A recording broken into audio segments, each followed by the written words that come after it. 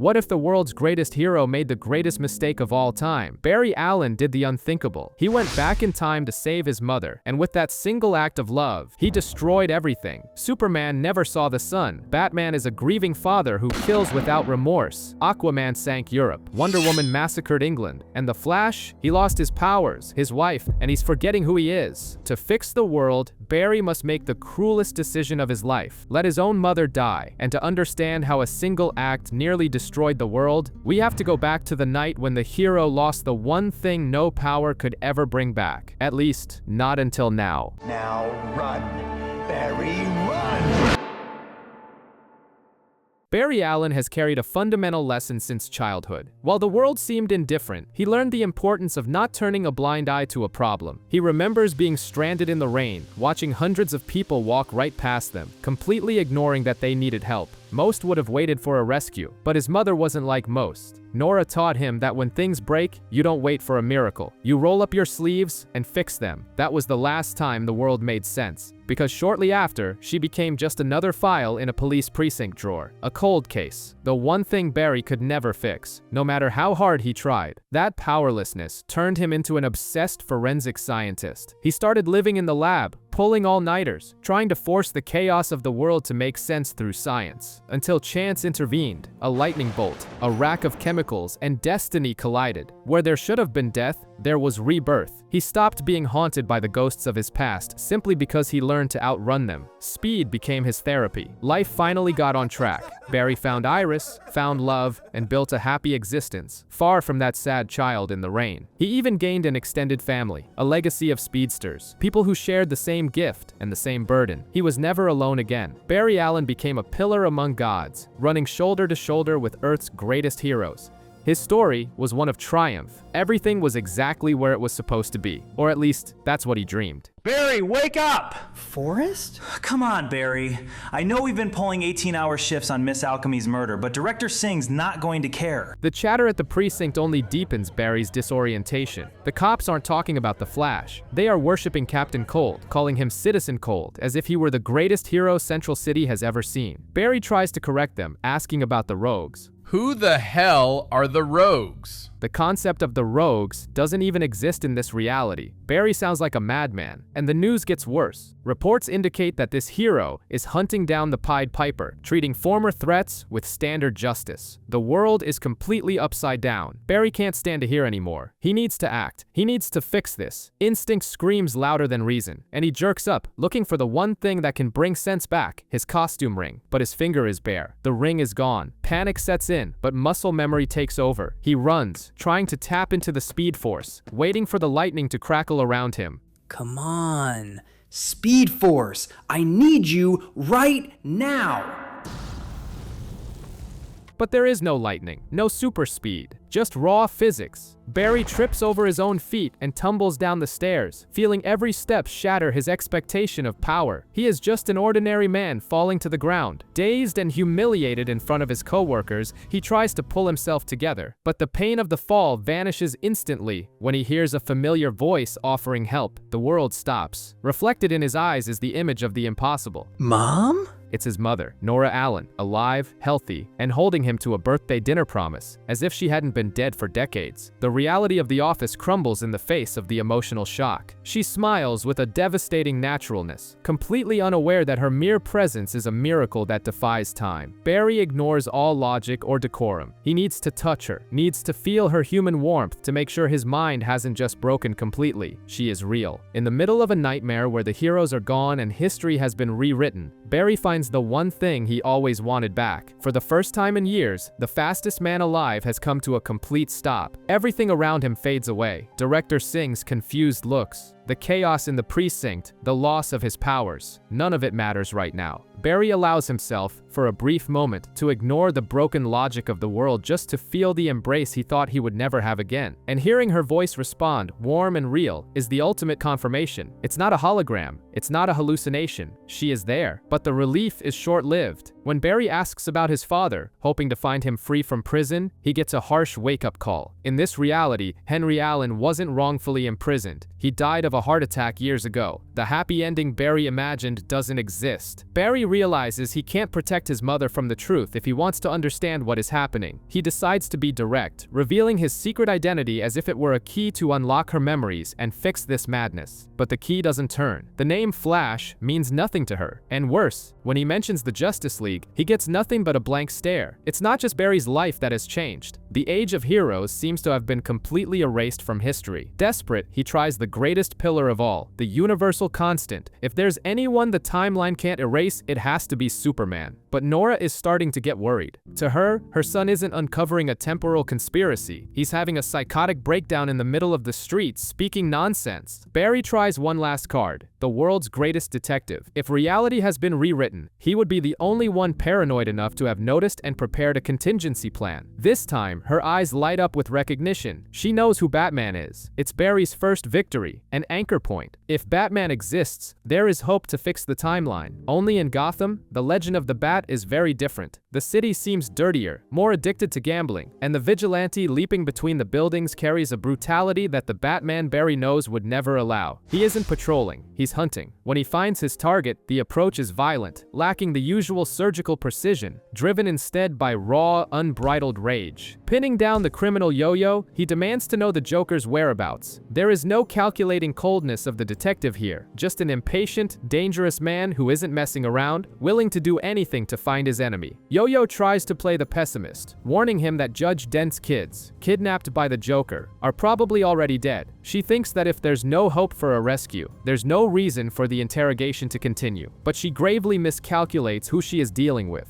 This Batman's logic is binary and brutal. If the victims are already gone, the criminal has no more use alive. He doesn't make empty threats. He simply lets go. A death sentence executed in freefall, leaving her with only seconds of terror before the impact, until a metallic intervention comes out of nowhere, intercepting the fall moments before the end. It's Cyborg, America's greatest hero in this reality, and considering the alternative of becoming a stain on the pavement, Yo-Yo surrenders immediately. Prison seems like paradise compared to Batman's methods. From above, the Knight of Vengeance watches. There is no relief for a saved life, only the annoyance of having his execution interrupted. When Cyborg flies up to the roof, expecting cooperation, he is met with coldness. To Thomas Wayne, showing mercy to people like Yo-Yo is just a tactical error. Victor tries to establish his authority and competence, hoping Batman will be impressed by the technology used to track him. But the Bat cuts the government hero's ego down instantly. He despises the satellites and sensors. He knows he was found simply because his hunting routine is methodical, and he is exactly where Gotham's filth hides. While they measure up on the rooftop, the police down below receive the criminal properly packaged and alive,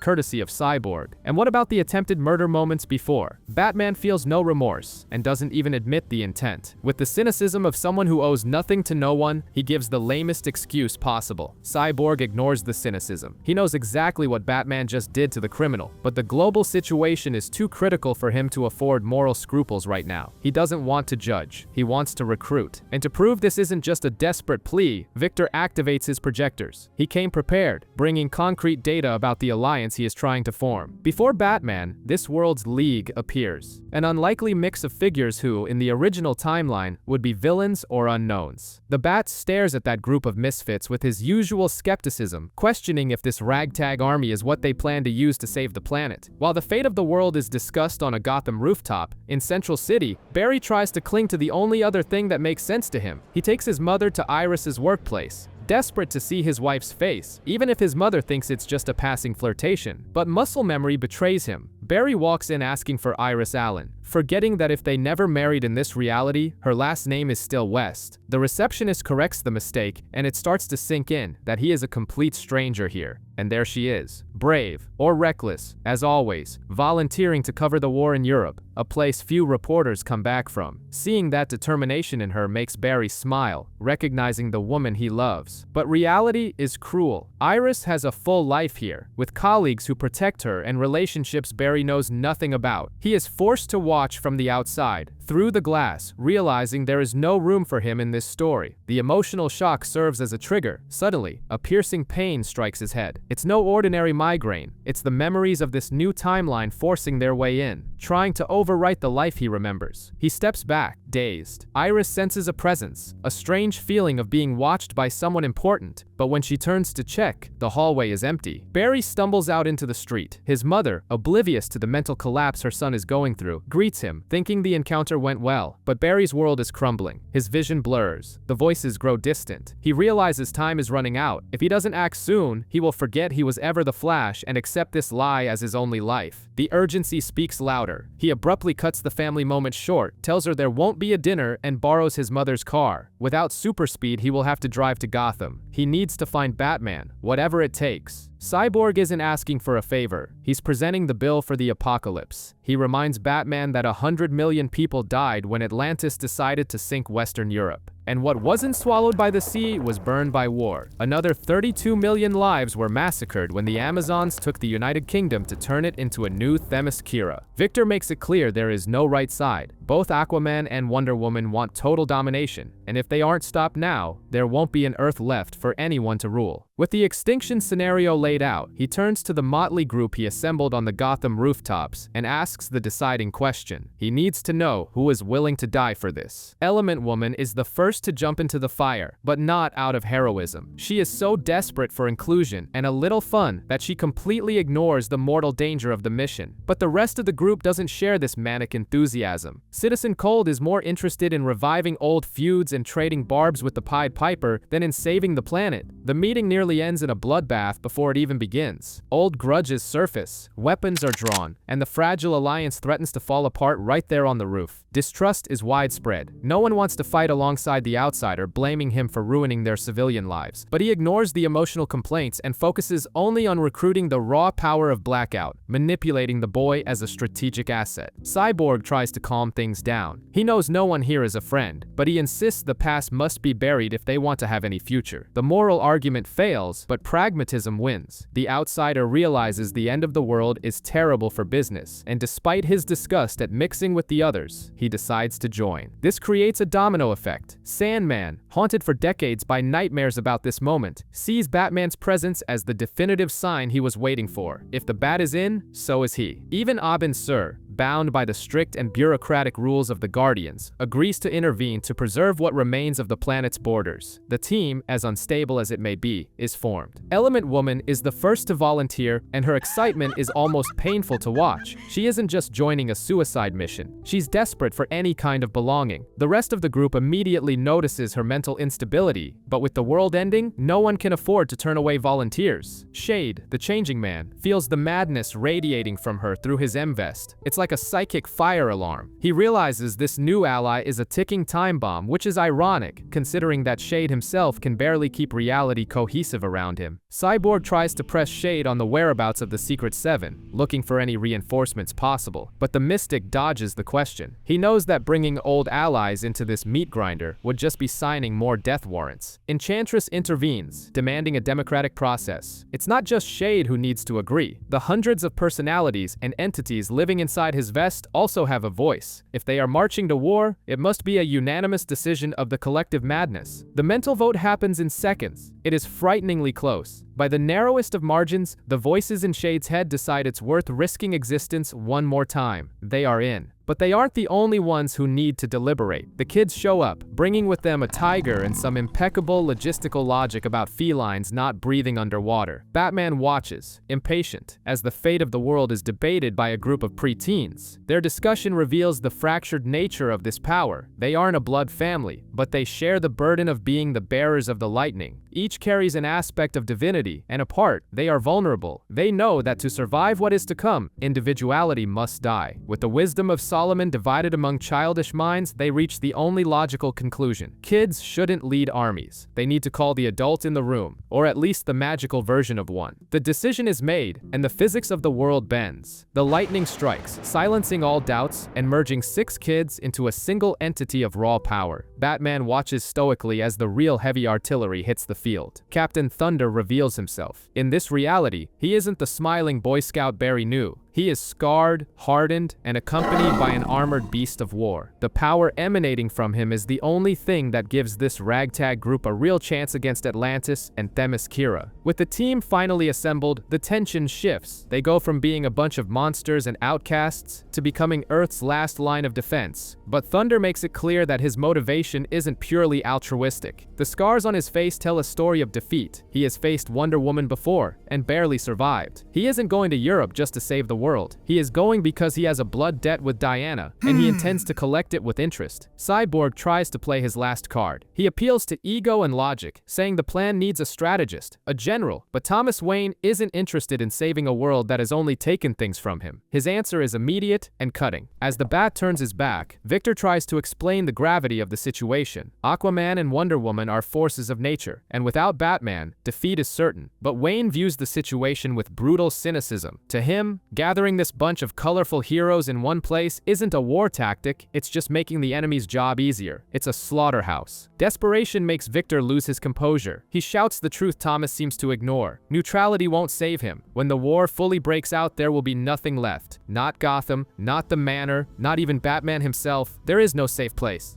And the response he gets is blood-curdling. Thomas doesn't fear the end of the world. He almost seems to wish it would all just end. He leaps into the night, making it clear that if the apocalypse comes, it will be welcome. Without Batman, the group's confidence crumbles instantly. Victor realizes there is no way to lead that ragtag team without a central pillar. He is forced to disband the group before the mission even begins. The resistance ended on the rooftop. Alone under the light of the Wayne Enterprises sign, Cyborg accepts defeat. Facing the Atlanteans and the Amazons without a strategy isn't heroism, it's suicide, and he isn't willing to lead anyone to their death today. Meanwhile, oblivious to the failure of forming the League, Barry Allen continues his own mission. Without super speed, he is forced to deal with the frustrating slowness of human transportation, driving his mother's car in relentless rain. For the fastest man alive, being stuck in traffic 13 miles outside of Gotham is a special kind of torture. Every second stopped is an extra second this distorted reality has to cement itself. But boredom is the least of his problems. Barry's head begins to throb. The new memories are settling in, trying to rewrite who he is, erasing the past he desperately fights to remember. He rubs his face, physically trying to maintain focus on his original identity. He finally arrives at his destination, but doesn't find the imposing Wayne Manor he knows. The place is a Gothic ruin, abandoned and consumed by vegetation, as if life had left that house the very moment Bruce died in that alley. There is no security, no butler to greet him. Barry climbs the broken steps and pushes the door open, hoping to find at least one familiar face in this nightmare. He calls out for Alfred, but silence is the only answer. The interior is destroyed, and the grandfather clock, which in his reality would be the secret passage to the cave, lies shattered on the floor. Nothing here is as it should be. Barry knows exactly where to look. Even with the manor in ruins, some secrets remain untouched. He forces the classic entrance behind the clock, hoping to find his usual ally. But as he descends into the depths, the atmosphere is different. There is no hum of servers or cold, controlled lighting. The place smells of mold, dampness, and abandonment. It is a descent into a tomb, not a base of operations. And when he reaches the bottom, the shock is immediate. No giant dinosaur, penny, or supercomputer. It's just a dirty, small, and functional cave. A minimalist tactical lair built only for planning urban warfare, without any luxury or vanity. Barry examines the scattered equipment, looking for something familiar, but finds the absolute opposite. Displayed prominently, protected in a glass case as if it were a religious relic, is the one thing Bruce Wayne would never use. A firearm. The golden rule does not exist here. Barry's mind spirals. The gun, the dirt, the neglect. None of it aligns with the man he knows. He stares at the Wayne family portrait, trying to find logic in this nightmare, but even the memory of that family seems shattered. Before he can process the error, the master of the house arrives, and he asks no questions. The attack is brutal, heavy, and without any hesitation. This Batman isn't a technical martial artist. He is an enraged freight train that runs Barry over without giving him a chance to defend himself. Barry is thrown against the wall, feeling every blow doubly without his super speed to protect him. Desperate to stop the beating and certain it's just a misunderstanding, he screams his friend's name, appealing to Bruce's humanity. But the name has the opposite effect. The Dark Knight freezes, and the cruel truth of this timeline is revealed. Bruce isn't Batman. Bruce is the one who died in the alley that night. The orphan never existed. The ones who survived the mugging were the parents. The horror of the situation finally dawns on Barry. He isn't facing a friend, but a father destroyed destroyed by grief, transformed into a vengeful monster. He is staring at Thomas Wayne.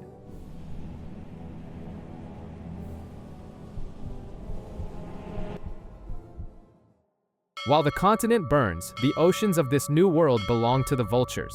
The sea is no longer a trade route, it's a vast graveyard full of opportunities for those with a strong stomach. And no one sails these waters better than Slade Wilson. Deathstroke reinvented his career, from elite mercenary to pirate captain, leading a crew of assassins and metahumans in search of spoils in the sunken world. But Slade isn't here to fish, he's hunting. With the short fuse of someone who knows every second on the open sea is a death risk, he demands immediate results from his tracking technology. The problem is that the ship's radar isn't electronic, it's organic. A prisoner with sensory abilities held captive in the bowels of the vessel, forced to sweep the ocean floor until his mind collapses. There is no rest, no mercy. When the prisoner begs for a break, the only answer he gets is more voltage frying his nervous system to keep him working. Under torture, the report finally comes. But it's disappointing. No sunken banks, no museums filled with gold. Just vague anomalies, white blips on the sonar that shouldn't be there. Slade's frustration is interrupted by chaos on the deck. The fog parts, revealing they aren't the only predators prowling these coordinates. The crew goes into instant combat mode. Heavy weapons are aimed, and the tension explodes as soon as they identify the flag on the neighboring ship's mast. It's Warlord. Another scavenger, another rival fighting for the scraps the war between Atlantis and the Amazons left behind. An encounter like this usually ends in blood. Slade begins organizing the defense, calling his heavy hitters to the front line, but something in the scene makes his tactical instinct trigger an internal alarm. The rival ship is too quiet. As they approach, the macabre truth is revealed. The other ship isn't patrolling, it's adrift, torn apart. Bodies float in the water, dyeing the sea red. Slade realizes his fatal mistake too late. They sailed too deep into Atlantean territory. The captain yells to turn back, trying to escape the kill zone, but the ocean is merciless. The attack comes from below, violent and sudden, splitting the calm and the ship's hull in half. The massacre on the ship ends with Slade on the ground, defeated. But the one standing above him notices a crucial detail. That mercenary isn't an Amazon ally, just an unlucky bastard in the wrong place. Not that it makes a difference. Slade is staring at the royalty of Atlantis. Aquaman himself and his brother, Ocean Master, came personally to oversee the attack. And in this reality, Arthur Curry is not a merciful hero. He is an emperor at war. The order is absolute. Meanwhile, in a twisted Gotham, Barry Allen finds what's left of the Batcave, but the man under the cowl doesn't greet him with a hug. The place is a mausoleum of madness, and Batman attacks with a ferocity Barry has never seen before. In the middle of the fight, Barry sees the memorial, and reality crashes down on him. The broken glass protects the image of a happy family, but the tragedy was inverted. That night in Crime Alley, the mugger didn't shoot the parents. The mention of the name Bruce is the wrong trigger. Thomas Wayne has carried the grief of his son's death for decades, and hearing a stranger talk about him doesn't bring nostalgia, it brings pure hatred. Barry tries to react on instinct. Muscle memory tells him to vibrate, run, use the speed force to disarm his opponent in the blink of an eye. But nothing happens. The world slows down, not because he's fast, but because he's only human. Batman throws him against the wall with brute force, confused by this intruder's audacity. And Thomas has neither his son's patience nor his moral code. He wants answers now, and he uses pain as the fastest method of extraction. Barry, in agony and cornered, tries to appeal to logic. He reveals his identity, talks about the Flash, about the lightning strike, trying to make the man understand that they should be allies. But for a pragmatic and violent man like Thomas, stories of super speed sound like delirium. He tests this theory in the most direct way possible, with a punch no speedster would have taken. Barry finally understands the scale of the problem. He didn't just wake up in a timeline where his best friend died as a child, but where he himself was never struck by lightning. He's just a forensic scientist getting beaten by a murderous vigilante begging to be heard. Barry desperately tries to rationalize the beating he's taking. His scientific mind searches for a logical explanation, a mirror master trick, a parallel Earth, anything to justify why his best friend's father is trying to break him in half. But Thomas Wayne has no patience for sci-fi theories. He responds to Barry's confusion with pure brutality, snapping fingers and breaking bones to ensure the intruder stays down. The physical pain brings a terrifying clarity. Suddenly, Barry's mind begins to be invaded by memories that aren't his. Europe submerged by Atlantis. The Amazon massacre in London. This timeline's history is rewriting his own memories. This isn't a trick, it's the new reality. In the midst of his despair, he spots his only chance of salvation lying in the rubble. The ring. If Thomas needs proof, the compressed technology inside it is irrefutable. Barry knows no ordinary madman would have a zero-friction suit hidden inside a piece of jewelry. The mechanism works perfectly, ejecting the suit at high speed. But as the fabric expands, Barry's relief freezes. The weight in his hands feels wrong, and the colors tell a much worse story than he imagined. That is not a hero's mantle. It's the symbol of his greatest enemy. The panic turns into instant paranoia. If the suit is here, he could be here too, vibrating too fast to be seen by the naked eye, savoring Barry's terror. Barry tries to explain the gravity of the situation. The name Eobard Thawne means nothing to Thomas, but to Barry, it's the signature of a temporal sociopath.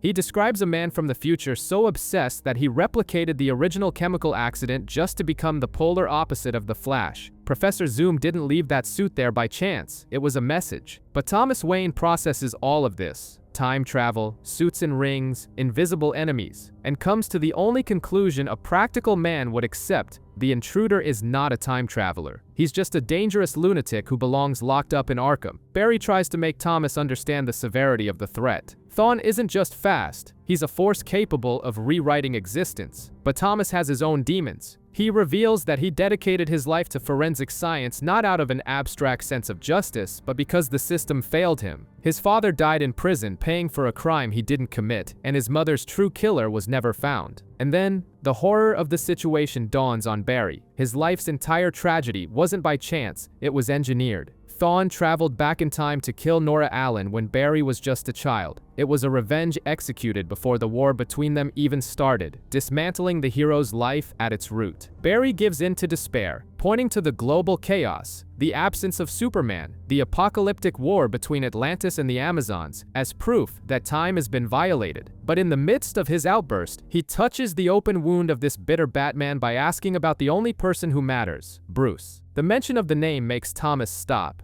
Barry connects the dots of the tragedy. In the world that should exist, it was Thomas who died in the alley that night. Bruce was the one who survived. Bruce was the one who took up the mantle. Thomas's emotional armor cracks instantly. The revelation that his son is alive, grown up, and honoring the family legacy in another reality is a shock of hope he never expected to feel in this doomed world. Barry seizes the opening and plays his final card. He confirms that he is one of Bruce's best friends and makes the most painful proposal possible. If Thomas helps fix the timeline to save his son, the cost will be Thomas's own life being erased again. The plan is simple, but suicidal. Barry needs to hunt down the Reverse Flash, figure out exactly where he fractured history, and force him to restore the original reality, whatever the cost. Meanwhile, in London, now an occupied territory known as New Themyscira, the situation is desperate. Steve Trevor stands at the rendezvous point, surrounded by ruins, waiting for a resistance that never arrives, firing at shadows. Human technology proves useless.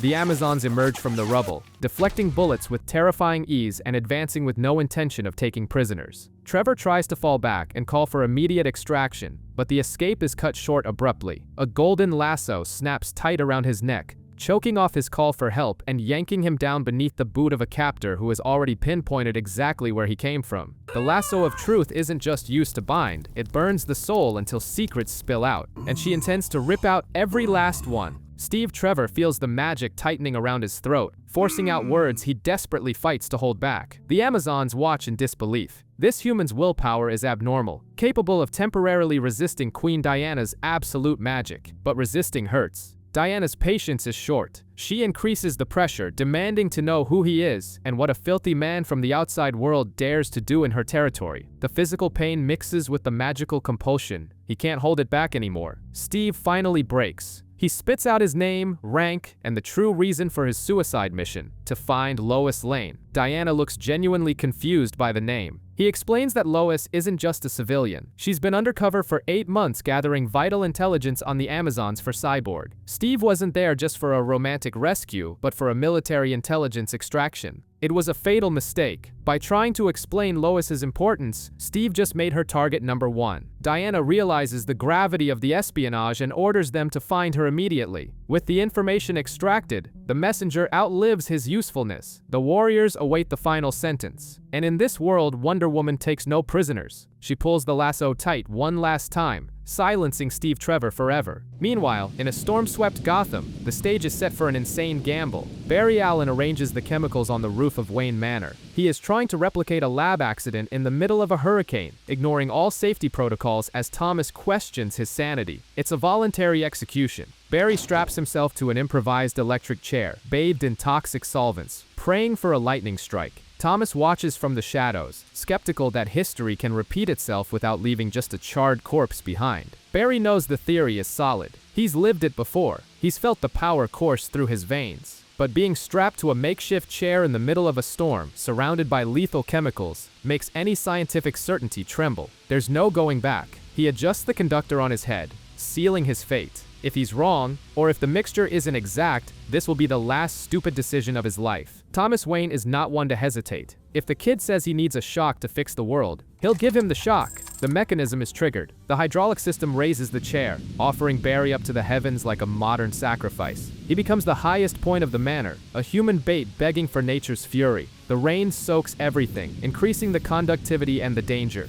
Barry stares into the darkness above, daring the lightning to strike. He needs this. The world needs this. And the sky responds with utter violence. The lightning finds its mark, discharging millions of volts directly into the forensic scientist's body. The electricity detonates the flasks, bathing Barry in a toxic and electrified soup. The reaction is instantaneous and chaotic, exploding everything around him. But something is wrong. The scream isn't a power, it's a pure agony. Barry is burning alive. Thomas realizes the experiment has turned into an execution and rushes to put out the flames before the kid turns to ash. The fire is put out, but the damage is done. Barry's body smokes, covered in severe burns with no sign of accelerated healing or the speed aura. The plan failed. Instead of a god, Thomas now has a charred corpse in his arms. Meanwhile, in Detroit, the government's propaganda machine keeps spinning, but behind the scenes, time is up. The president demands an immediate response to the war consuming the world, and Cyborg is running out of excuses to delay the intervention. And the news drastically worsens. The attempt to recruit allies has failed, and Steve Trevor's signal has vanished. The worst part isn't just the loss of a soldier, but the confirmation that there is a traitor leaking information from inside the operation. Victor tries to deflect, suggesting that mercenaries like the Renegade could be to blame, motivated by money. But the president doesn't want theories. He makes clear the crushing weight on Victor's shoulders. He is the only superhuman America trusts, and that trust is hanging by a thread. The ultimatum is given. The government decides it can no longer wait on Cyborg's indecision, and will send the conventional army to the slaughter. Victor is relieved of his duties, discarded just when they needed him most. But he wasn't alone. Element Woman materializes, proving the walls have ears. She knows that sitting around waiting for heroes like Batman to get their act together is a death sentence, especially with a saboteur among them. She hears the government thanking Cyborg for his service with that cold tone of a bureaucratic dismissal. America's greatest defender has just been sidelined.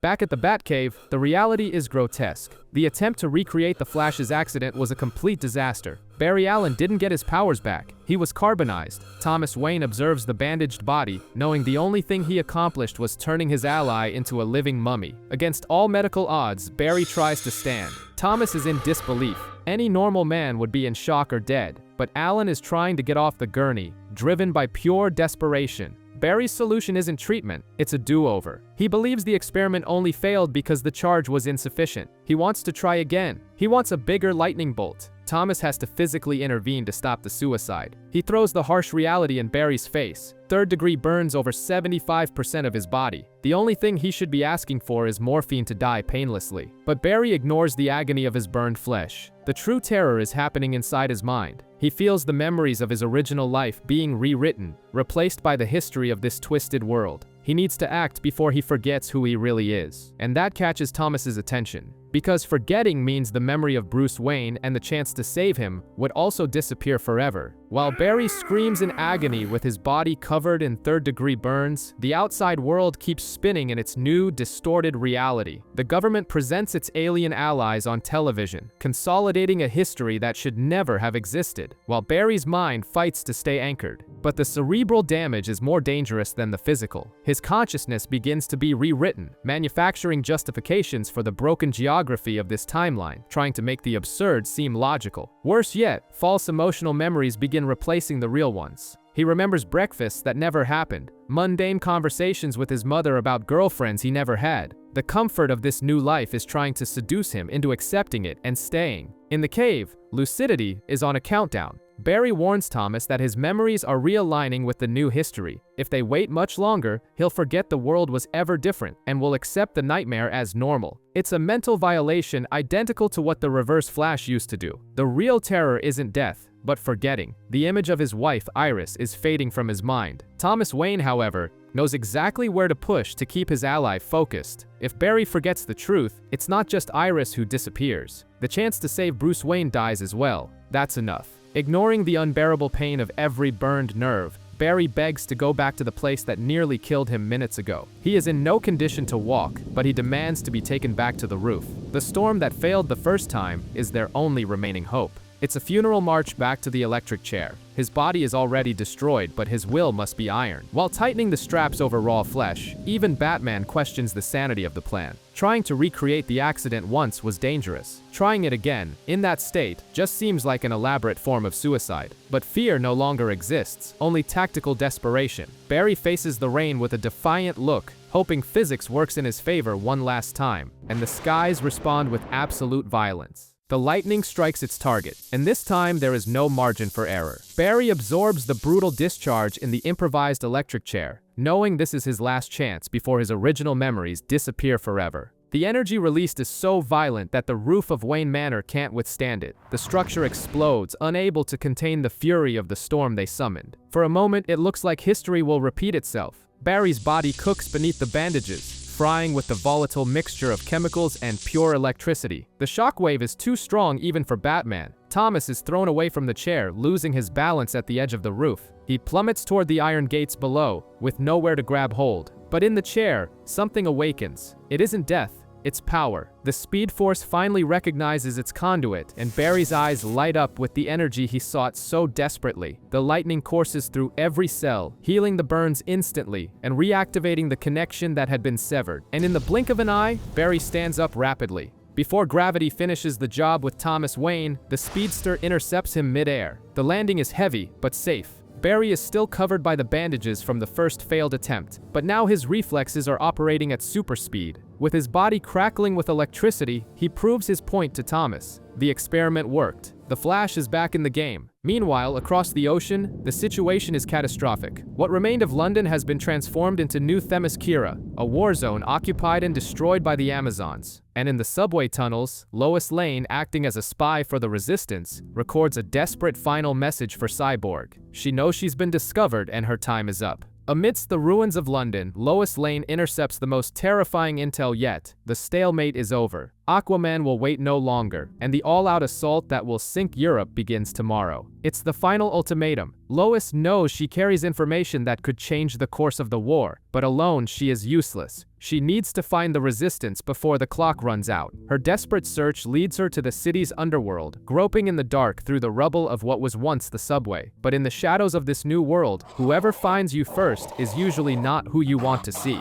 Lois comes face to face with something that looks like it stepped straight out of hell. Panic takes over. She is just an ordinary human in a world of gods and monsters, completely vulnerable. Until a human voice cuts the tension with some welcome sarcasm. Someone there knows exactly who she is and, by some miracle, isn't trying to kill her. Not only did she find the Resistance, but she fell right into the lap of its leadership. Grifter has gathered the band of misfits and creatures left behind to fight the Amazons. Back in the relative safety of the Batcave, Barry's suicidal gamble begins to pay off. His accelerated healing factor has kicked in, rebuilding damaged tissue in record time. Thomas Wayne observes the phenomenon. Barry explains that the Speed Force enhances everything, but warns him his physical body still needs a moment to catch up to the speed of his mind. He is back, but he's still broken. To Barry, physical pain is irrelevant. He just needs to be sure that all the suffering on the roof, all the risk of death, will serve to fix the timeline. And since he's running into war, he needs protection. Thomas is pragmatic. The Bat's mantle is untouchable, but he has something stored away that works for a speedster. The irony is cruel. Upon unwrapping the package, Barry realizes that to save the world and honor his own history, he's going to have to wear the colors of the man who destroyed his life. It's the Reverse Flash suit. Thomas watches with skepticism. The material was developed to withstand atmospheric re-entries and ballistic impacts, but he never imagined it would be used this way. Barry thinks of ways to change the color of the suit and decides that the best option is to use the chemicals from the mansion. With the idea in mind, Barry vanishes before Thomas's eyes. He returns moments later, showing off his red hue, feeling completely restored, ready to face whatever is coming next. With the suit secured, the focus shifts to intelligence. They need data, but Wayne Manor's tech is outdated. While the system boots up, Barry raises the question that torments him. If he and Thawne are both speedsters, why can the villain rewrite reality like it's modeling clay, while Barry can barely hold himself together? The answer lies in twisted physics. Barry generates pure energy, but Thawne corrupts it, creating a negative speed force. He's a temporal parasite. This allows the Reverse Flash to manipulate his own age, decay matter, and worst of all, alter the past without the same restrictions that bind Barry. While Thomas struggles with the slow computer, Barry flips through this world's distorted history in nanoseconds. He explains that, for him, changing the past is like swimming up a waterfall. Time has a natural immunity. It fights to remain rigid, but Thawne cheats. Thomas lets out a low grunt, that specific sound of pent-up disapproval. Barry stops immediately. He knows that sound. Bruce does the exact same thing when he wants to say you're wrong but doesn't want to waste his breath explaining. It's the Batman's hereditary tick for judging in silence. Alan tries to justify his caution by citing the butterfly effect. The idea that a stumble in prehistory could cause a hurricane in the present. That's why he's always been afraid to mess with timelines too much. The chaos should be unpredictable. But as they cross-reference the data the computer finally displays, it clicks. What happened here wasn't an accident, nor a random butterfly effect. It was surgical. The changes aren't waves of chaos. They are coordinated attacks specifically targeting the history of the Flash's allies. Thawne didn't just kill Barry's mother. He knew the Flash's first reaction would be to try to assemble the Justice League. So, the psychopath traveled back in time and removed every piece from the board before the game even started, ensuring that when Barry woke up in this nightmare, he would be completely alone. Barry starts searching for the Justice League's heavy hitters to mount a defense, but the timeline keeps playing cruel tricks. Green Lantern never emerged because Abin Sur never died to pass the ring on, which means Hal Jordan is just an ordinary human in a cockpit. Without the most powerful weapon in the universe on his finger, recruiting him for this war would just be signing his death sentence. Out of options, they go for their final card, Superman. By Barry's logic, the Kryptonian ship should have landed on Earth exactly around the time Bruce was born, but the database search delivers a nightmare. The arrival wasn't a silent miracle in rural Kansas. It was a direct impact in the center of a metropolis. The baby didn't bring hope. He brought an instant massacre of 35,000 people. The government covered up the alien incident by inventing a terrorism story to justify wars, and the ship's occupant vanished into the shadows of the military-industrial complex. No one knows where he is. Thomas admits he's hit a dead end. He can't track a ghost, but he knows the only person in the world connected enough to crack this encryption. It's time to call in America's greatest tactical arsenal. The meeting is awkward and painful. Barry tries to treat Victor like his old friend, but only gets back the cold stare of a stranger analyzing potential threats. Thomas gets straight to the point, swallowing his pride. He refused Victor's help before, but now admits he needs a general to coordinate the resistance against the apocalypse Aquaman and Wonder Woman are bringing. The Bat finally stops resisting. He agrees to join Victor's team. Such a sudden change in attitude catches Cyborg completely off guard. But Victor makes it clear, if he's going to lead, it's going to be his way. And the irony of fate is cruel. He reveals that the data on the alien isn't protected by the government, but by Wayne Enterprises itself. Thomas had been looking for an answer that was locked in his own servers this entire time. Victor Stone faces an impossible moral dilemma. He was built to be America's greatest hero,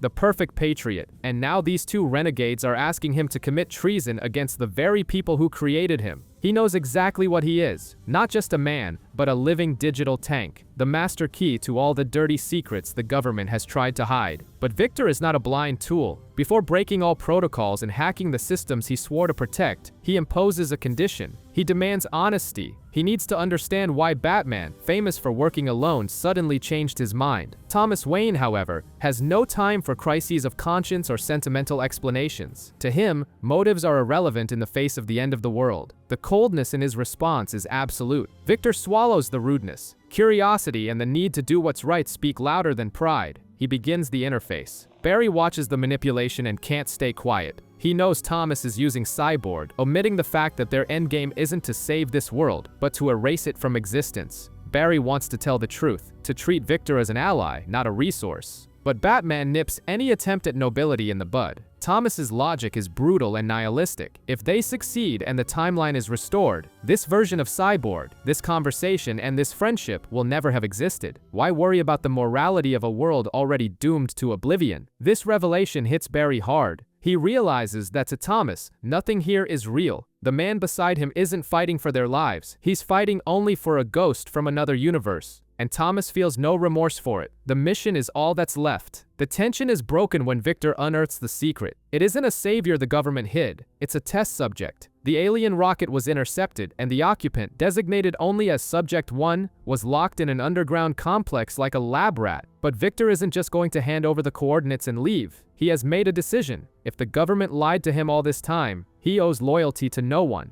He's coming along. The destination is now the heart of the lie, New Metropolis. Victor takes the lead, guiding the group through the bowels of the sewer system. They aren't just breaking into any bunker, they're descending to the level where the government hides its dirtiest secrets. And the intel Cyborg downloaded is disturbing. Project Superman wasn't an isolated event. There were other rockets, other subjects. Subtlety ends when they hit the first physical barrier. Victor has to use brute force to clear the way, and in a stealth mission, the sound of tearing metal echoes like thunder. The risk of discovery just tripled. The rabbit hole goes much deeper than they imagined. They rappel down the elevator shaft cables, a long descent into the darkness, diving straight into the heart of national security. But this descent requires physical effort, and Thomas Wayne feels the hit. Barry notices the falter in the Bat's posture, worried whether the older man will be able to keep up with the frantic pace this invasion demands. Thomas dismisses the concern with his usual coldness. It's not a battle wound, just the inevitable weight of the years. He grits his teeth and ignores the joint pain, because the mission is too important to be stalled by something as banal as old age. While the human body struggles, the machine compensates. Victor manipulates motion sensors and creates loops in the security cameras in real time. It's a digital game of cat and mouse, buying every precious second of invisibility before the security system notices the intrusion. With the electronic path cleared, they advance through the corridors. Barry uses the brief moment of calm to break the ice. He knows how much it cost Thomas to leave that cave, put his cynicism aside, and believe, even slightly, in this madness of rewriting history. But for Victor, the motivation is far more personal than political. He isn't just there to stop a war between Atlantis and the Amazons. He's there to prove he works. It's a desperate chance to make his father, the man who turned him into a weapon, finally feel proud of his son.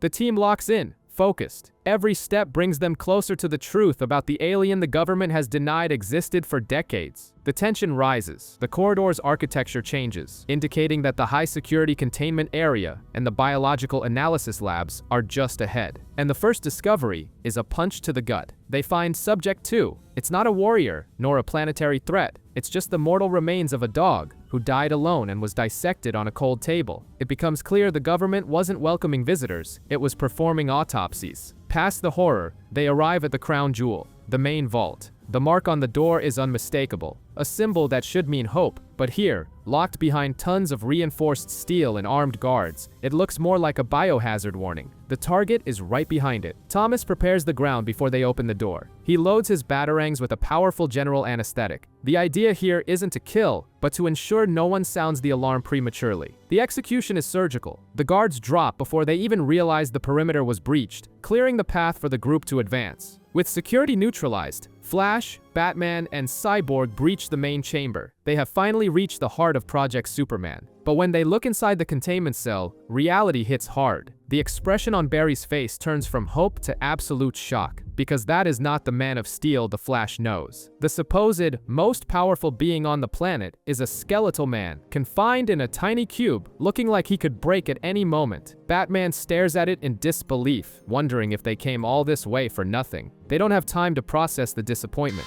The bunker's security system detects the intrusion, and the alarms start blaring, locking down the sector. Victor knows hacking the door would take too long. He warns the team to cover their ears because subtlety just went out the window. The sonic cannon shatters the reinforced glass wall, freeing the prisoner from his eternal quarantine. But the rescue gets off to a bad start. The alien collapses to the floor, covering his ears in agony. His super hearing, uncontrolled and never trained, turns the noise of the explosion and the alarms into pure torture. Barry tries a gentle approach, but notices the terror in the young man's eyes. He understands that this man has never seen the sun, never had real human contact. He's not a hero, he's a traumatized lab victim. The moment of empathy is interrupted when the elite squad arrives in the corridor, ready to gun down the intruders. Cyborg takes the front line and unleashes another sonic wave, hurling the soldiers away and buying precious seconds for Barry to get the alien out of there. Thomas Wayne puts zero faith in it. To him, the alien could be either a useless weapon or an unstable threat, and he questions if it's worth the risk. But Barry ignores Batman's cynicism. He doesn't see a lab rat, he sees the greatest hero Earth has ever had, and he assures him that Clark's goodness is intrinsic, no matter where he grew up. The alarm blares and the panic on the military radio is real. It's not just an ordinary prison break. To the government, the most dangerous and secret biological weapon on the planet has just been let loose. The order is clear. Immediate total containment. Barry tries to calm the boy down, promising freedom and telling him they're friends. But those are empty words to someone who spent his entire life locked in a dark hole, being prodded with needles and treated like an object. The Kryptonian collapses. The outside world is too loud, too chaotic for someone who lived in the silence of isolation. He isn't the Man of Steel here. He's a traumatized child in an adult's body, cowering before his own salvation. But the sincerity in Barry's voice manages to pierce through the barrier of fear. It might be the first time in his life someone has spoken to him without giving orders or making threats. He decides to trust him. With the rescue secured, the group can't go back through the main elevator. They have to brute force their way through the subterranean infrastructure, blowing open reinforced doors to try and shake off the maximum security. But the complex's security is unforgiving. They end up cornered in a hallway under heavy fire. While Batman and Cyborg turn into human shields to hold the line, Barry focuses solely on keeping the kid alive in the middle of the shootout. The tunnels become a death trap. The tactical squad knows every curve of this sewer and begins to flank the group, blocking their escape routes. The rescue mission is turning into suicide. Victor realizes they won't last much longer down there. He uses his armor's brute strength to bust open the exit grate, creating a desperate passage to the outside world. They emerge from the darkness of the sewers. After so much claustrophobia, concrete, and gunpowder, the group finally breathes, bringing the American government's darkest secret into the light of day. And it's the first time Kal-El has seen the planet where he's lived his entire life. The horizon, the city, the sea. To us, it's scenery, but to him, it's a sensory overload of colors and infinite space. He's never seen anything but gray walls. The fear fades for a moment, replaced by pure awe. He thinks everything is beautiful. Little does he know that this sunlight isn't just a pretty view. It's the catalyst his starving cells have been waiting for to awaken godlike power. They barely have time to breathe the fresh air before the laws of physics stop applying to their passenger. It's happening. Contact with the sunlight takes immediate effect, and gravity loses its grip on the boy. Unfortunately, the welcoming committee isn't interested in miracles. General Lane's orders are brutally clear. The alien is government property and must be recovered at all costs. Everyone else? They can be executed right there. But the asset hears the threat. And for the first time in his life, he isn't just a victim cowering in the corner. His defensive instinct takes control. It's not a calculated heroic attack. It's pure reflex. A burst of raw, uncontrolled energy that melts the steel of the guns like butter. The lab rat has just discovered he has claws. Except Barry was expecting an ally, and what they got was a scared child with the power of a god. Kal-El doesn't understand the concept of teamwork or loyalty. He just wants to get away from the pain. So he does the only thing that makes sense. He flies away and leaves the three of them behind. Thomas watches his entire plan crumble in front of him. Their big gamble, the only reason they broke into that hell, just decided it isn't his problem. In seconds, the hope of saving the world becomes just a distant speck on the horizon. No speeches, no heroism. The savior has abandoned ship. The bitter taste of defeat is immediate. Barry can't believe the greatest hero in history left them to die, while Thomas practically rubs his "I told you so" in their faces. All that effort for nothing. And reality comes rushing back. Without Superman to turn the tide, they are just 3 targets surrounded by an entire battalion ordered to shoot to kill. The rescue mission just turned into a massacre. As chaos consumes the world in Fawcett City, hope officially dies. The president goes public to admit the unthinkable. Superhumans have failed to organize, and humanity is nothing but collateral damage in the war between Atlantis and the Amazons. The government admits there is no one left to save them. Billy and his siblings watch all this, paralyzed. They carry the burden of possessing the power of the gods, the ability to summon Captain Thunder, but fear speaks louder. They remember all too well the price of trying to play hero. The trauma of their last encounter with Wonder Woman is still fresh. They almost died. While the TV announces that humanity needs to stop waiting for miracles and start fighting, these kids decide that the risk is too high to try again. But if the gods won't fight, men must try. In Coast City, the US Air Force prepares for a final, desperate offensive, taking upon themselves the responsibility to stop the apocalypse. Without a power ring in this reality, Hal Jordan is merely the most talented and reckless pilot alive. He redesigned his own fighter jet in record time, throwing out safety protocols just to be able to carry a payload far too heavy for the aircraft. The payload is the Green Arrow, a Queen Industries tactical missile with a reputation for being foolproof. Hal treats this weapon of mass destruction with a disturbing lightness, placing all his faith in technology for the mission ahead. This arrogance, however, irritates the ground crew. The world is on the brink of annihilation. Hal is leaving on a suicide mission into enemy territory to drop a nuclear bomb, and yet he keeps that smug smile on his face, as if it were a walk in the park. Hal then lets his mask slip. He confesses he isn't smiling out of bravado, but out of necessity. He is terrified of what might happen to Carol and the rest of the world, but he knows that focusing on fear would make him a coward, just like the superheroes who hid in the shadows. He refuses to be passive. Fear is fuel to get into the cockpit, not an excuse to run away. It's time to go. The call sign Highball on the fuselage is all that remains of his personal identity now. His mechanic knows the chances of returning are 0 and can only offer a good luck heavy with farewell. A final moment of silence, seeing the reflection of those left behind in his golden visor, before becoming nothing more than a weapon of war. The fighter jets tear through the sky, while the official broadcast itself declares that victory is impossible and that we cannot beat them. Hal Jordan and his squadron fly straight into the heart of the war to try and prove otherwise, or die trying. With Superman on the run, the rescue team becomes the target. Metropolis security forces aren't interested in talking, and as Batman returns the violence in kind, the soldiers mock the one who was supposed to be Earth's savior, calling him a scared child. The order comes down from command. Lethal force authorized.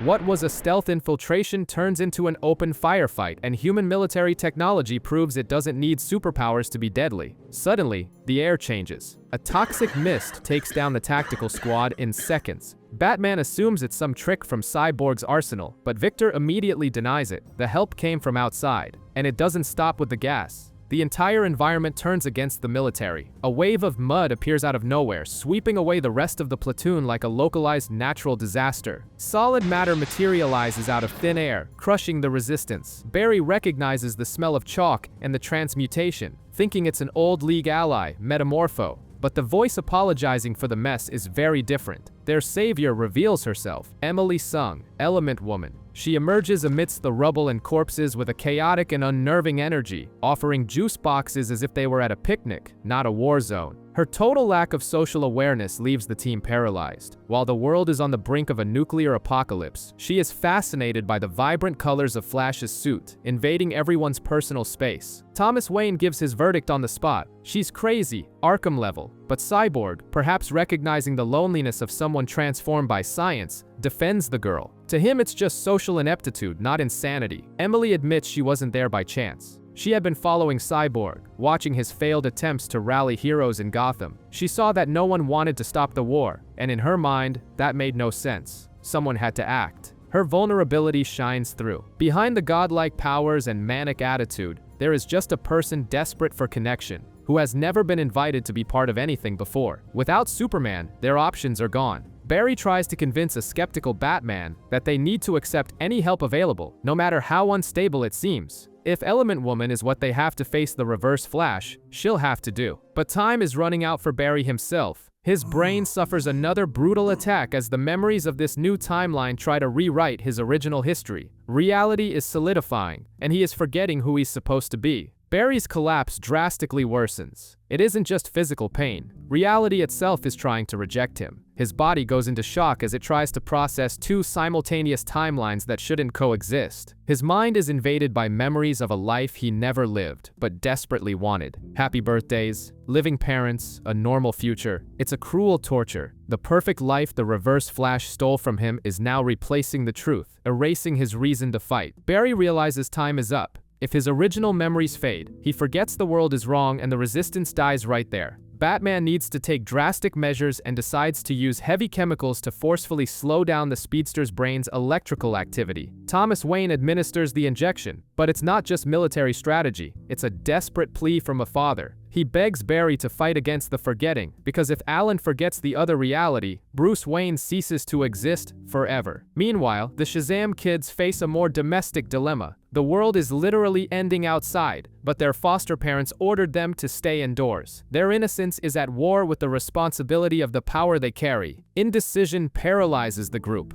Darla wants to watch TV. Eugene wants to follow their guardian's legal rules, and Freddy knows none of that matters if the world blows up. They need to agree to summon Captain Thunder, but they're stuck in a petty domestic squabble, until Billy cuts through the noise with a single word, completely out of context, to break the tension. General confusion ensues. With the apocalypse knocking at their door, it seems the group's leader has lost focus, and is only thinking about his stomach. But Billy explains his point. That Friday night ritual is the only time they pretend to be a functional unit. He throws it in everyone's face that, without blood ties, they are just strangers living together, unless they decide to act like a real family. And family protects its own. Billy forces them to face the ultimate consequence. If Aquaman and Wonder Woman aren't stopped, their foster parents' rules won't save anyone. Their bond is the only real thing they have left. The silence is heavy. It finally dawns on even the youngest ones. The World War ceases to be an abstract concept on the news and becomes a direct threat to the little things they love. Billy ends the argument with a grim ultimatum. It's not about missing dinner, it's about total extinction. Childhood is over. It's time to fight. The group's entrance is anything but subtle. The living room wall comes down, violently interrupting any strategic discussion the kids were having. Their sanctuary has just been breached. But it's not an attack. It's a desperate cry for help. Batman and Cyborg bring in a Barry Allen who can barely stand, while Element Woman tries to break the ice in her peculiar way. They need these kids, and they need them now. Confusion is everywhere. Seeing these living legends, or at least the authority figures of this world, reduced to such a fragile state, makes the youth's confidence waver before the mission even begins. Batman, ever analytical, starts connecting the dots. He recalls a past incident and theorizes that the magical lightning that empowers the children might have some energetic connection capable of stabilizing Flash's critical condition. It's a shot in the dark, but it's their only ace in the hole, because time is running out. Barry's mind is fragmenting. The memories of a life that never existed are rewriting reality inside his skull. It's an accelerated mental deterioration that will kill him if they do nothing. Amidst the tension, Freddy tries to maintain the normalcy of a fan meeting his idol by asking for an autograph. But Cyborg's sensors beep at something much more dangerous in the room. The family's pet tiger isn't just an exotic animal. Mary clarifies the situation. The wizard's magic protects the tiger, hiding its true form from the ordinary world. But the beast of Kahndaq is right there, aware of everything, and lately has been acting less and less like a house cat and more like the warrior it truly is. Billy decides to take the risk. If perception is reality, he needs to see what's happening inside the speedster's head. He touches Barry, and the connection between ancient magic and the Speed Force is instantaneous. The contact triggers an explosive vision. Billy doesn't just see electricity, he is bombarded by the essence of power, catching a glimpse of the wizard, the lineage of champions, and the temporal chaos Barry carries with him. The energy overflows. The discharge is violent enough to throw everyone backward, forcefully breaking the physical connection. The shock acted like a metaphysical defibrillator, jolting the entire room. Billy recovers first, but his eyes have changed. What he saw during that brief contact was more than just confused memories. He felt the essence of who this stranger truly is. The boy realizes that this man is a precious anomaly. In a world consumed by war, cynicism, and mutual destruction, Barry Allen carries the living memory of a place where hope still exists. And if he came from there, maybe he is the key to saving them all. But Billy's moment of inspiration is short-lived. Emergency broadcasts cut through the silence, bringing news of an aerial massacre over the United Kingdom. The American fleet that tried to intercept the Amazon forces didn't stand a chance. Themyscira's invisible technology turned the fighter jets into flaming scrap metal before they could even lock on. The group watches helplessly as the casualty list begins to scroll across the screen. To the kids, it's the terror of war. To Barry, it's a personal blow that knocks the wind out of his lungs. Hal Jordan, the man who was supposed to be the greatest Green Lantern in history, Barry's best friend, is dead, shot down on a suicide mission without ever having worn a power ring. A wasted hero. The pain on Flash's face is genuine. He is mourning a brother who, in this reality, died alone and afraid. The timeline isn't just changed, it's cruel, and the retaliation is immediate. Cyborg detects catastrophic seismic readings. Aquaman isn't sending soldiers to avenge the airstrike. He's using Atlantis' geo-weapon. The entire ocean is being hurled at Europe. Barry understands that the clock has stopped. It's no longer a matter of preventing a war. The global extinction event has just begun. Adrenaline takes over. He can't just stand by and watch the end of the world on a television screen. He drags Batman into the kitchen, away from the kids' prying eyes. Barry's panic is palpable.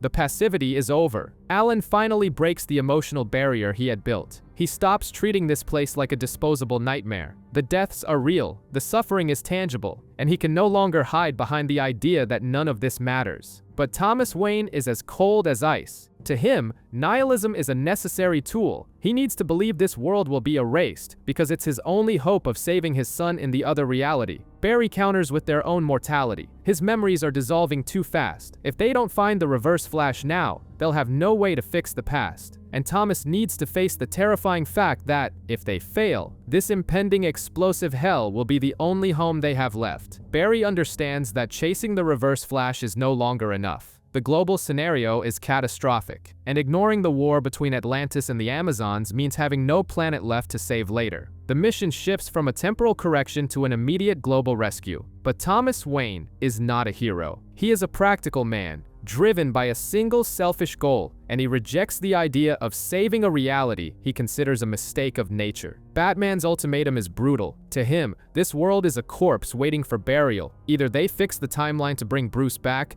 or they let this twisted version of Earth burn to ashes. He won't waste energy saving ghosts. The argument gets heated enough to attract attention in the kitchen. The fragile alliance between them is cracking before it even begins. Cyborg tries to de-escalate the tension, reminding them there are children present. But he underestimates the group. They aren't cowering in fear, they're analyzing the situation, processing that the supposedly responsible adults are about to fail. Barry realizes he needs to take control. If Batman won't lead, the Flash will. He orders Vic to use his network connection to summon the moral reserve of this world. All those who gave up, who hid, who refused to fight until now. Victor has the means. He is the planet's information hub, connected to every hero, villain, and coward still drawing breath. But there's an insurmountable logistical problem. No one is going to follow a government robot or an unknown speedster. The Resistance needs a symbol. They need the urban legend that has terrorized the underworld for decades. It doesn't matter that Thomas is just a bitter old man in a costume. To the rest of the world, Batman is a force of nature, an invincible entity. It is the faith in that lie that can rally an army. Flash cuts through the mysticism. It's not about being invincible, but about having something too precious to be sacrificed. He appeals to whatever humanity is left in the room, reminding them that the fear of losing everything is the greatest motivator there is. And time is up.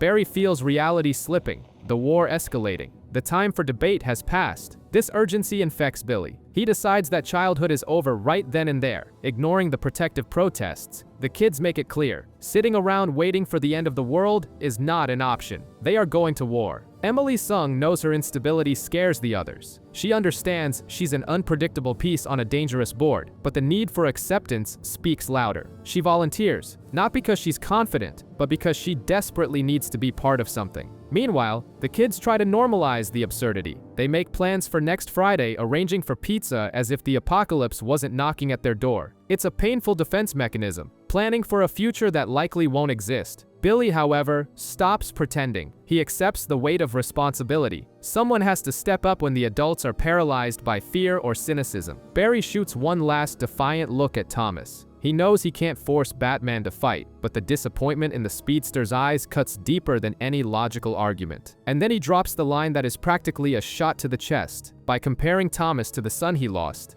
Barry isn't just walking away, he is leaving a ghost to haunt the old Wayne's conscience. The blow hits its mark. Alone in the dark, Thomas is forced to confront the fact that his bitterness has made him lesser than the memory of Bruce. The guilt, which has always been his fuel, now burns in a different way. Victor tries to keep the group focused on heading out, believing they've lost their greatest strategist. The mission seems increasingly suicidal without the Dark Knight's tactical support, but the provocation worked. Thomas emerges from the shadows, instantly taking command. He won't let strangers fight his war, and he certainly won't accept being less heroic than his dead son. The group departs in the Batplane, cutting through the skies toward the epicenter of the end of the world, New Themyscira. There is no turning back. Inside, the tension is palpable. Thomas reveals that the strategy relies on chaos. Atlantis is attacking the Amazons with everything they have. They need to use this brutal distraction as cover to infiltrate without being obliterated instantly. Coordination must be global and immediate. Batman contacts other resistance cells, demanding total mobilization. There's no room for hesitation. Either everyone acts now or there won't be a world left to save. On the other end of the line, the news isn't good. Part of the resistance has already fallen before even starting, victims of internal accidents and betrayals. Enchantress confirms her presence. But in a scenario where reality is unraveling, unstable allies are just another risk in the equation.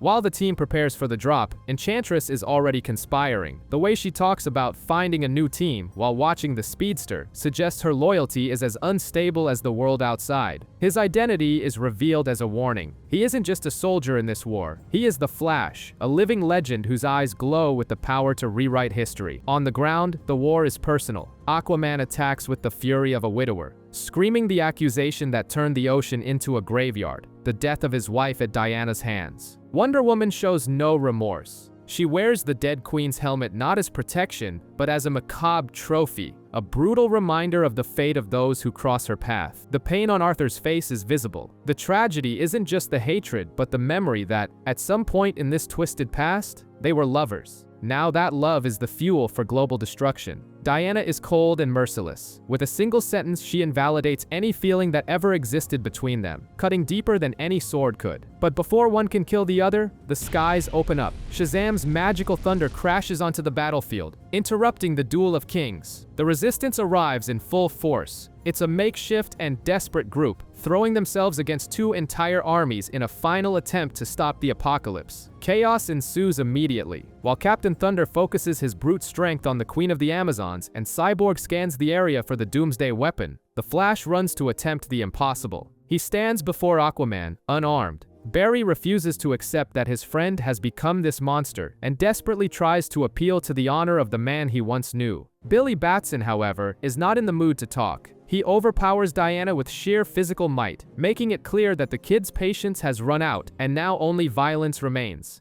And it is at the turning point that the betrayal happens. Enchantress reveals her true intentions, turning her magic against her allies and deciding that playtime as superheroes is over for the kids. Enchantress wasn't bluffing about switching sides. With a brutal gesture, she tears apart the spell that kept the children united, forcing their separation and undoing Captain Thunder exactly when they needed raw power the most. Suddenly, they are no longer an invincible deity. They are just flesh and blood kids in the middle of a massacre. The panic is immediate. They scream at each other, desperately trying to coordinate to summon the lightning again before they are slaughtered. But war doesn't give second chances. Billy is wounded, dazed, and alone. And to the Amazons of this twisted world, a boy on the battlefield isn't a victim. He's a legitimate target. The blade comes without hesitation. Barry sees everything. His speed allows him to watch the horror in slow motion, realizing too late that he isn't close enough to stop the fatal blow, and it happens. Penthesilea shows no mercy and runs her sword through Billy's chest. In an instant, what was left of innocence in this timeline is executed in cold blood in front of everyone.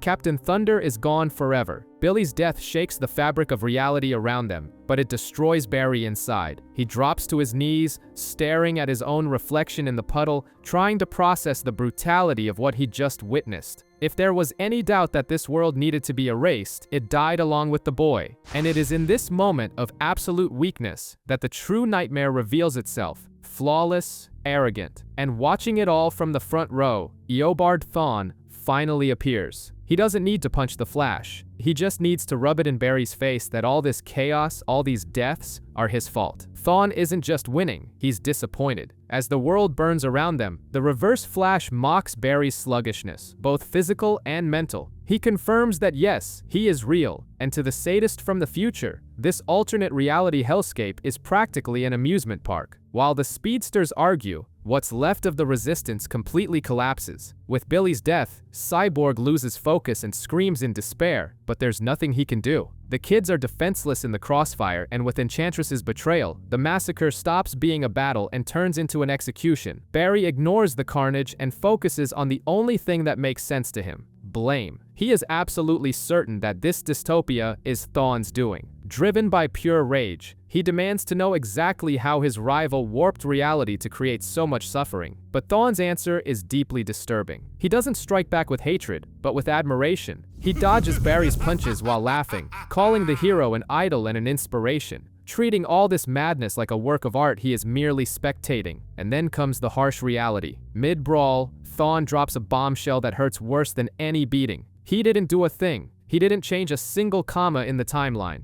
The architect of this nightmare isn't who Barry thinks it is. Barry freezes. The accusation is so absurd that his brain short-circuits, but Thawne makes a point to spell it out with a cruel smile. In this story, the villain who doomed the world doesn't wear yellow. The villain is Barry Allen himself. Since Barry's memories were being rewritten by the new reality, Thawne decides to give him a brutal little push. He grabs the Flash and begins manipulating his internal vibrations, forcing a connection with the Speed Force to drag the truth to the surface, whether Barry wants it or not. It's pure torture. Thawne vibrates his hand through Barry's skull, tearing away the veil of amnesia and forcing his brain to process the original history. It's the truth being shoved in through sheer brute force. And then the memories explode in his mind. The pain, the grief, that birthday at his mother's grave. Barry sees the exact moment when longing overcame reason. He doesn't see Thawne killing anyone. He sees himself running into the past, desperate to save his mother from certain death. Thawne narrates the technical details of the disaster. When Barry went back and prevented the murder, he pulled the entire Speed Force into himself. That selfish act of love created a temporal shockwave that didn't just save Nora, but shattered the very fabric of time. It was the butterfly effect on a nuclear scale. Like a bullet shattering a windshield, altering his mother's death created cracks that derailed the destinies of all the other heroes. Bruce Wayne died in the alley, Superman's rocket crashed in Metropolis, and the world went to war. Thawne rubs his face in it. All this blood is on the Flash's hands.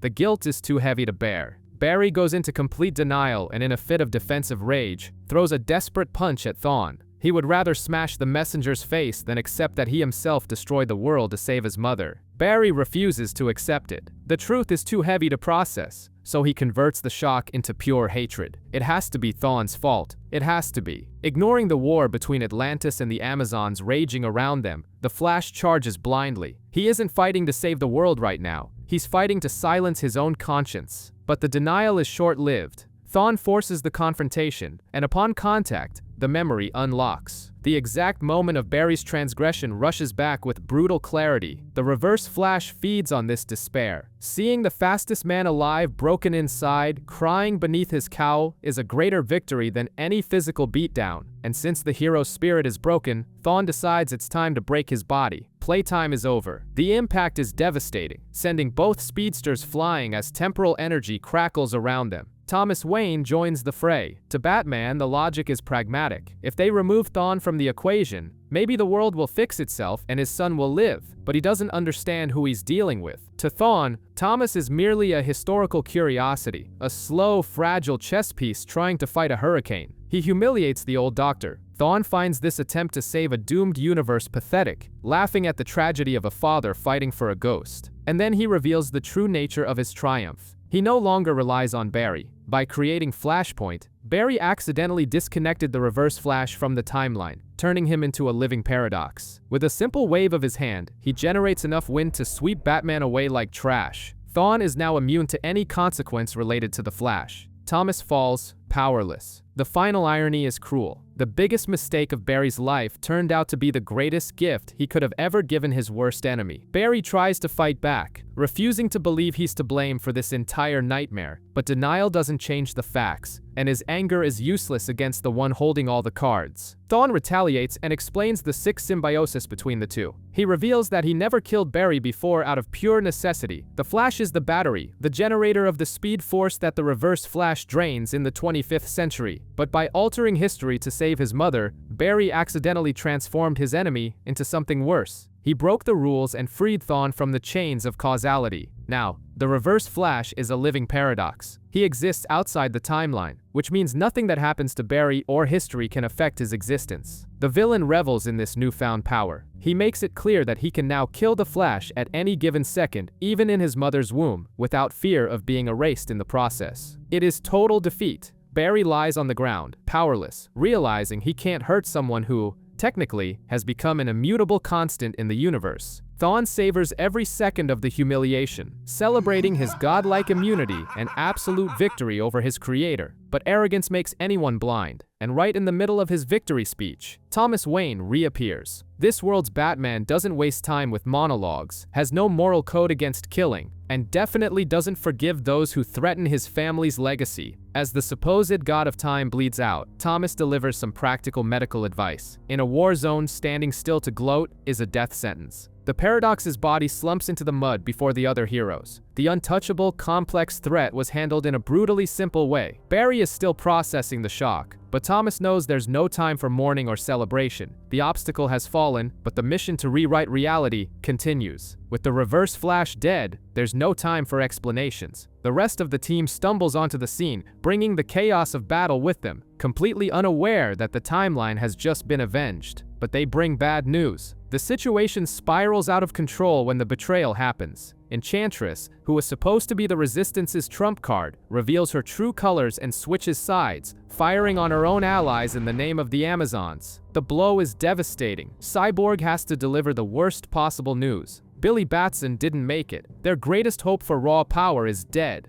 And now the priority shifts from winning to just trying to get the kids out alive. The Atlantean soldiers smell blood in the water. Seeing the heroes cornered and grieving, they advance, ready to decapitate the Resistance's leadership and end this once and for all. But their arrogance is cut short by a hail of heavy gunfire. Even Barry and Thomas, exhausted and wounded, are taken by surprise. They look back, trying to figure out who would be crazy enough to willingly walk into the epicenter of the end of the world. It's Grifter and the rest of the Resistance. Against all odds, humanity has decided it won't go down without a fight. They bring every weapon they have left to buy the speedster a few seconds. The battlefield turns into a total kill zone. Enchantress decides to turn the conflict into her personal playground, unleashing pure chaos on anything that breathes. Not even the arrival of the cavalry seems to be enough. Her spells tear through the defensive lines, and the Resistance begins to be decimated before they can even get into position. And the most terrifying part is seeing that she isn't just fighting, she's laughing. To Enchantress, the apocalypse is a joke. Thomas Wayne, the man who has held this broken world together until now, collapses in Barry's arms. His body finally gives in to his wounds. Enchantress has decided to wipe the board clean. Mercilessly, she unloads raw power onto what's left of the Resistance, turning humanity's last defense into sitting ducks. Cyborg tries to protect the Shazam kids, but against this, it isn't a fight, it's an execution. The panic is absolute. Even the bravest heroes realize they are cornered. They look up, powerless, watching annihilation barrel toward them with nowhere to run. Except Barry. Even beaten into the ground, he feels a shift in air pressure. He lets out a sigh of relief through the dust because he recognizes this power signature. He knew he hadn't been abandoned. Enchantress herself freezes. The arrogance vanishes from her face the second she realizes she's no longer the most dangerous creature on the battlefield. The fear is hers now. Superman has returned. And that fragile boy they freed died back in the lab. The one landing here is a force of nature. His entrance changes the gravity of the fight, bringing hope back with the impact of a meteor. But the blindness of war is absolute. Aquaman and Wonder Woman completely ignore the new player on the board. They remain solely focused on destroying each other, determined to drag the rest of the world into the abyss along with their feud. Hatred has consumed everything. There is no more strategy, politics, or self-preservation between them. Only a visceral, suicidal need to see the other fall, no matter the cost. Except Kal-El has reached his limit. He decides this carnage ends right now, whether the kings of this world want it to or not. His ultimatum is backed by absolute power, and he enforces order by brute force. The Kryptonian intercepts the final blow and pulls the two world leaders apart like ragdolls, proving their power struggle is irrelevant compared to his strength. With this opening created by Superman, Barry turns back to Thomas Wayne.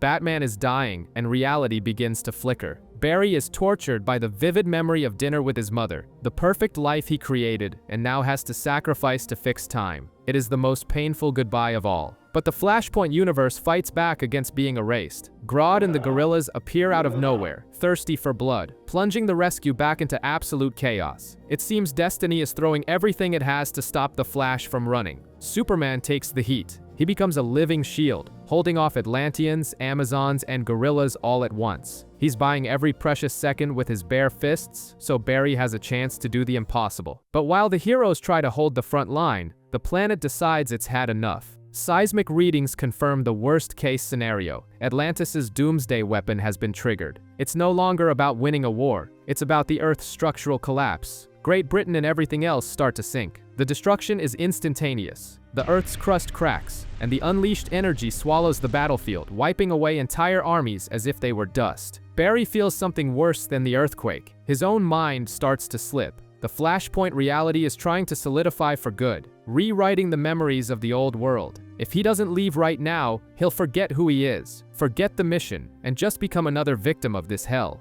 His hero's instinct screams at him to save the people falling around him, to try to mitigate the disaster, but Thomas Wayne stops him. Batman knows that saving a few bodies now is pointless when all of existence is doomed. He demands that Barry focus on the big picture, on the promise he made. And with his strength fading, Thomas delivers his final request. It's not a war strategy, nor a contingency plan. It's a letter. The only chance to save the son he lost in another life. Barry realizes the crushing weight of what he must do. To fix the world, he needs to undo this reality, which means this Thomas Wayne will cease to exist. He has to abandon the man who fought by his side to die alone at the end of the world. It is a cruel but necessary goodbye. And before he goes, Thomas offers the one thing that could ease the speedster's conscience: forgiveness. He understands why Barry went back in time. He understands the love for a mother. And with that absolution, the night of vengeance finally rests. The silence of Thomas's death is momentarily louder than the apocalypse raging around them. Barry is isolated in the eye of the storm, holding on to the last shred of hope from a desperate father. There's no time to grieve. The wave of destruction is seconds away from obliterating what's left. Barry wipes his tears and hardens his heart. The mission is the only thing that matters now. He needs to run, not just to escape the explosion, but to outrun time itself. Barry pushes every muscle, channeling the Speed Force like never before. He has to be faster than light, faster than thought, tearing through the fabric of reality to find the point of divergence. And as the time barrier dissolves, he sees his destination. It's not a villain, it's not a battle, it's the happiest moment of his life. The smell of cookies, her smile.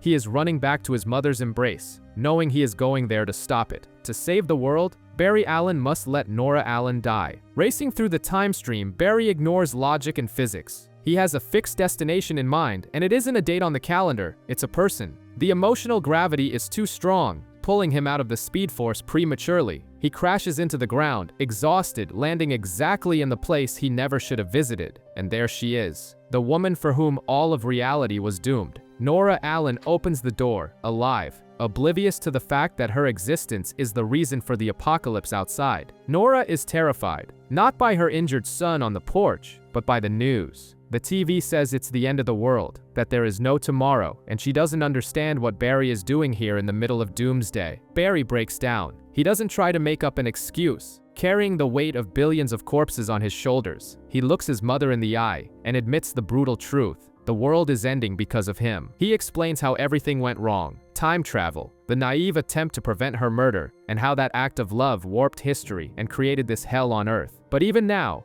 Barry tries to bargain. He refuses to believe it's a binary choice. He desperately wants to find a third option where he doesn't have to kill her to save the rest of humanity. He starts making technical excuses, saying that without the right equipment, he lacks the precision to travel to the exact moment and untie the temporal knot. But Nora understands what's happening better than he does. It's not a mechanical failure, it's attachment. Barry didn't miss his mark. He was drawn to her like a magnet. As long as he wants to save her, he will never be able to fix time. The solution she proposes is devastating. He needs to stop running toward his mother and start running after himself, to prevent his own act of salvation. The reality of the situation crushes Barry's heart. For the world to live, she has to die. And seeing her son's hesitation, Nora steps into the role of the adult in the room and asks the question he doesn't have the courage to answer. She confronts him with the math of the massacre. How many people have already died so she could live these extra years? She forces Barry to face the cost of his selfishness. Faced with the inevitable, Barry tries to bargain with reality one last time. He refuses to accept that all this life, all the memories they built together in this stolen time, will be erased. But Nora, with a wisdom only a mother possesses, understands what he can't. The mere existence of those memories is enough. With her blessing echoing in his mind, Barry forces himself to do the seemingly impossible. He turns his back on the only thing he's ever wanted and runs, using the weight of her pride as fuel to break through the time barrier. But physics is easier to overcome than the heart. Even knowing the world will end if he stays, the instinct of a son screaming not to lose his mother again is an almost impossible anchor to lift. Nora offers the only comfort that could ease this pain, the promise that she won't be alone in the dark. It is a final goodbye, where love demands the ultimate sacrifice from both sides. Barry chokes back his tears, internalizes the lie that he'll be fine, and hardens his gaze. Grief has to wait. Now there is only duty. Back in the time stream, he finds his target, himself. The younger Barry, blinded by hope, running to save his mother, having no idea that this act of love would doom the entire planet. It's not a fight against a villain, it's a plea for his own forgiveness. The present, Barry knows exactly the pain he is about to inflict on his past self. The younger Barry doesn't understand. He fights back, desperate, driven by the chance to save his family, seeing that red blur not as a savior, but as the final obstacle between him and happiness. But the decision has already been made. With a scream that carries the weight of two colliding worlds, the present Barry prevents the rescue, ensuring the tragedy necessary for existence to continue. Reality cannot withstand the paradox and shatters. Time folds back on itself, and the barriers separating different universes begin to crumble under the pressure of the change. As the timelines try to heal, a greater force intervenes, taking advantage of the chaos to merge disparate histories. Barry thinks he's just fixing what he broke, unaware that he's being used as the needle to weave a completely new unified historical tapestry. And then, the thunder stops. The light fades, and Barry awakens, praying that the nightmare is finally over. Suddenly, the war cries and the sound of the apocalypse cease. Barry is brought back to reality not by an explosion, but by a co-worker complaining about double shifts and cold cases. The transition is brutal. He wakes up completely dazed. His heart is still racing from the sprint to undo his own mistake. For a second, he doesn't know if he's in heaven, hell, or if the nightmare is finally over. His co-workers notice the genuine panic on his face, but to them, Barry just had a nightmare in the middle of his shift. Little do they know that this man has just rewritten the history of the universe. Barry looks around,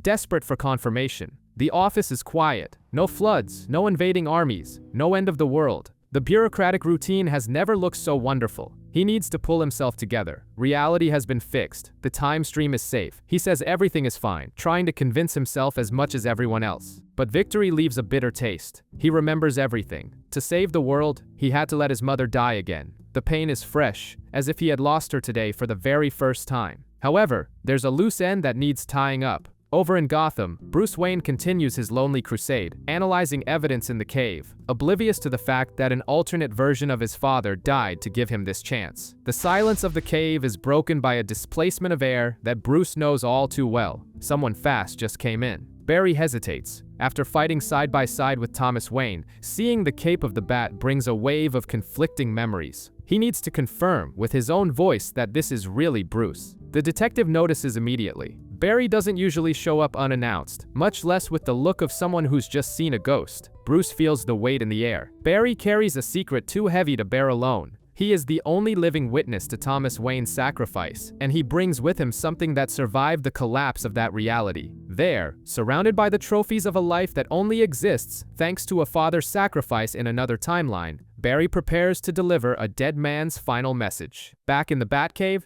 Barry needs to process what just happened. The world was on the brink of total annihilation because of a choice he made, and now he needs confirmation that the fix actually worked. At least at first glance, reality seems to have stabilized, but the world's stability doesn't erase the man's guilt. Barry admits he acted out of pure selfishness, agreeing with every cruel word the Reverse Flash said before dying. He expects a reprimand, a harsh judgment from Bruce, but Batman offers absolution instead. Bruce is blunt. If he had the power to run through history, he would have done the exact same thing for his parents. Morality is easy when it isn't your family on the line. With his conscience a little lighter, Barry points out an inconsistency, something that doesn't follow the rules of time travel as he knows them. Logically, as he distances himself from that erased timeline, the memories should fade away like a dream, but they don't. The memories of Flashpoint are still there, solid and detailed. He remembers every milestone of adulthood he had the chance to live alongside her in that twisted reality. Moments that were stolen from him in real life. Sunday dinners, the taste of the food, the mundane conversations. Everything remains vivid, refusing to disappear. He lived an entire lifetime in a matter of days, and it stuck with him. The scientist in him tries to find the logic. Barry theorizes about temporal residues or side effects in his bloodstream, trying to explain why the pain of loss was accompanied by this unusual clarity, until he stops rationalizing and starts feeling. Maybe it isn't a miscalculation by the universe. Maybe it's a merciful exception. A final gift for the one who had the courage to let his mother go to save the world. Permission to remember forever what it was like to be loved by her. But Barry saves the most important detail for last. It's not about wars or temporal paradoxes, it's personal. He explains that he didn't save the world alone. He reveals that in that hellish reality, he found an unlikely ally, someone who sacrificed his own existence to ensure Bruce could live, and that man sent a keepsake, an object that defies the laws of physics simply by existing there. A letter written by a man who died decades ago. There's no need to say his name. The handwriting on the envelope is unmistakable. It is a ghost materialized on paper. Batman's stoic demeanor cracks. The world's greatest detective faces evidence his heart recognizes, but his mind struggles to process. Barry keeps his promise to Thomas. He hands over the message, transferring the weight of that extinct timeline into the hands of the son who survived. Bruce stares at the envelope as if it were the heaviest thing he's ever held in his life. Barry steps back and gives him space. He knows there's nothing he can say right now. That piece of paper carries a heavier emotional weight than any villain they've ever faced together. The silence in the cave is absolute, heavy.